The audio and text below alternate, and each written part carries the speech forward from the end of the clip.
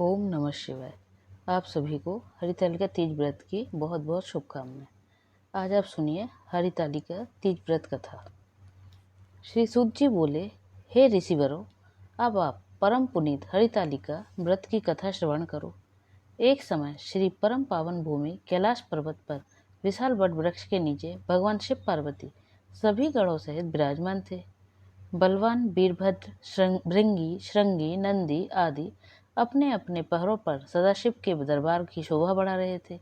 गंधर्वगण, किन्नर, ऋषि भगवान की अनुष्टुप छंदों से स्तुति गान, स्वर अलापों से वाद्यों में संलग्न थे।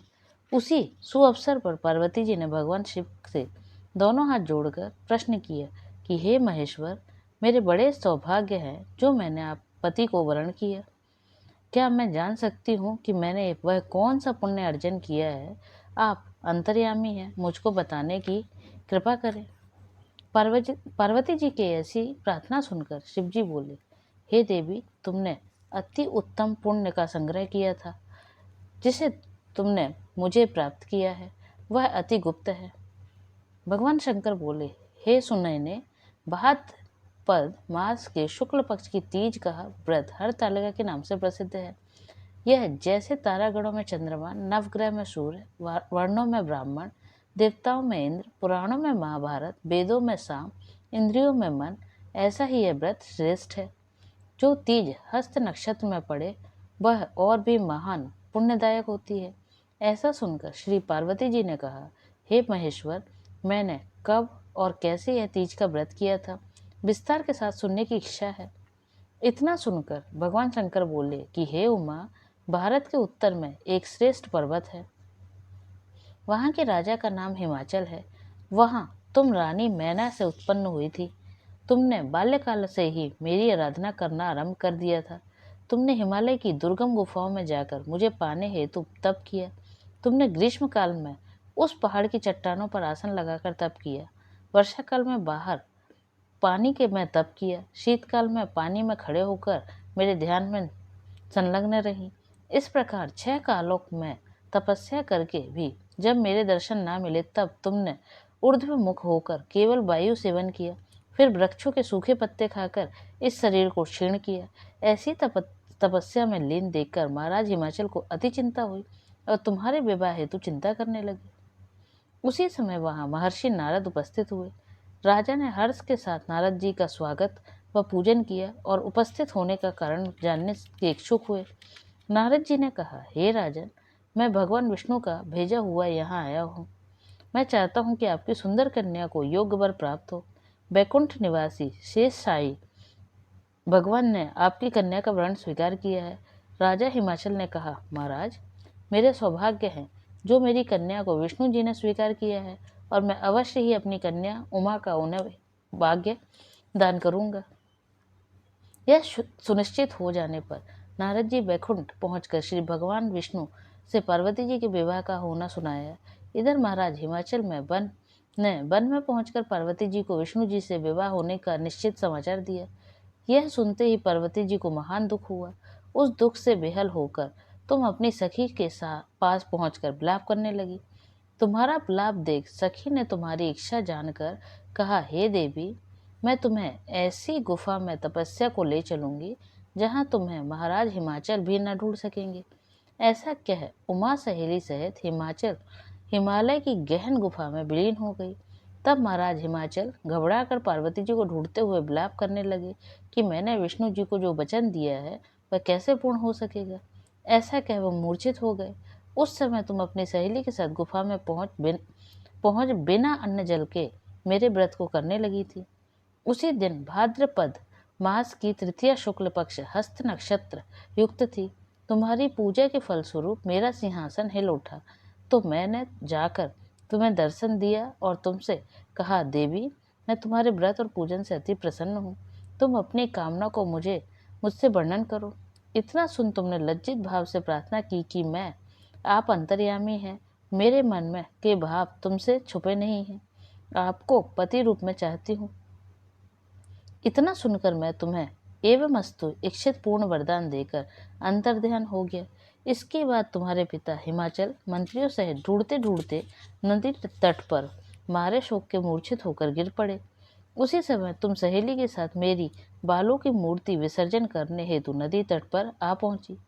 जो तो तुम्हारे नगर निवासी मंत्रीगण हिमाचल सहित तुम्हारे दर्शन कर अति प्रसन्न हुए और तुमसे लिपट लिपट कर रोने लगे और बोले, उमा, तुम इस भयंकर वन में कैसे चली आई जो अति भयानक है, जहाँ सिंह, व्याघ्र, जहरीले सांप का निवास है, जहाँ मनुष्य के प्राण संकट में हो सकते हैं। अतः हे पुत्री, इस भयंकर वन को त्याग कर अपने गृह स्थान को प्रस्थान करो।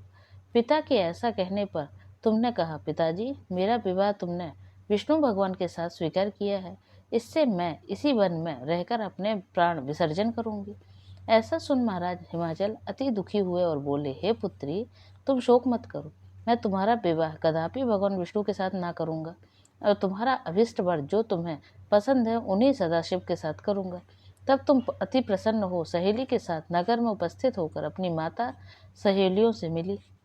कुछ समय बाद शुभ मुहूर्त में तुम्हारा विवाह वेद विधि के साथ महाराज हिमाचल व महारानी मैना ने मेरे साथ कर पुण्य का अर्जन किया। हे सौभाग्यशालिनी, जिस सहेली ने तुमको हरण कर हिमालय की गुफा में रख मेरी प्राप्ति का व्रत करवाया, इसी से इस व्रत का नाम हरि तालिका पड़ा है और यह व्रत सब व्रतों में उत्तम हुआ। इस प्रकार सुनकर माता पार्वती जी ने कहा, प्रभु, आपके मेरे मिलने की सुखद कथा सुनाकर मुझे प्रसन्न तो किया, पर इस व्रत के करने का विधान व फल मुझे नहीं सुनाया। कृपा करके मुझे इसके करने की विधि व पृथक पृथक फल की भी सुनाइए। इतना कहकर भगवान सदाशिव ने कहा, प्रिय, मैं इस व्रत का फल तुम्हें सुनाता हूँ। यह व्रत सौभाग्यशाली स्त्री व पति चाहने वाली कन्याओं को करना चाहिए। यह व्रत भाद्रपद के शुक्ल पक्ष की द्वितीया को की शाम को आरंभ कर तीज का व्रत धारण करें। यह व्रत निराहार, बिना फल आहार और निर्जला होकर रहना चाहिए। भगवान शिव पार्वती की प्रतिमा सुवर्ण की स्थापित करके, केले पुष्प आदि के खंभे स्थापित करके, रेशमी वस्त्र के चंदोबा तान कर, बंधनवार लगाकर, भगवान शिव का बालू का लिंग स्थापित करके पूजन, वैदिक मंत्र, स्तुति, गान, वाद्य, बेरी, शंख, मृदंग, झांझ आदि से रात्रि जागरण करना चाहिए और भगवान शिव के पूजन के बाद फल, फूल, पकवान, लड्डू, मेवा, तरह तरह के भोग की सामग्री समर्पण करें। फिर ब्राह्मण को द्रव्य, अन्न, वस्त्र, पात्र आदि का दान श्रद्धा युक्त देना चाहिए। भगवान शिव के प्रति वस्तु को सिद्ध पंचाक्षरी मंत्र से ओम नमः शिवाय कहकर समर्पित करना चाहिए। प्रार्थना के समय अपनी कामना जो भी इच्छा हो भगवान के सामने प्रेषित करें। फिर पार्वती जी से नीचे जो भी आपकी प्रार्थना है उसको आप बोल सकते हैं।